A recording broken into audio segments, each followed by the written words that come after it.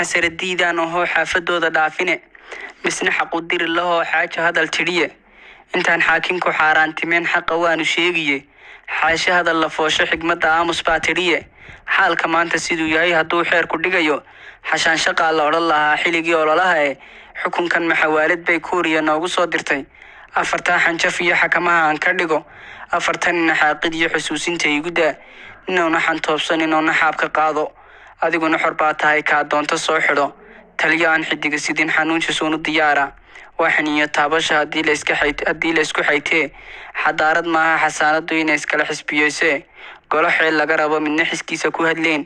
xeel dheera hadlana xusbinimo lagu xajiimeeyo talisaan dhaliil xamilin caadiistay xabisid markaa maantana xabiibo hambalyeeyo xamaasadda hanta iyo xiisuuba xurnimo qoolkay ku jiraane xisaabtaba miyaan lagu darin inuu xilku wareego xujo weeye xal weydee haddii baawarka la samaysto xoog iyo xeeladba haddii lagaga itaaronaado xirsi xilo balaayada kaa xijaabta afkana farta saaro intii suxufi la xabisay xoriyadii weyday hadday xaqdaro faleen oo ay xawaareeyeen warbeena imise kala aragti ay soo xadheen xaadirkan u maqane bil xurmaysan weeye rabow samirka noo xooji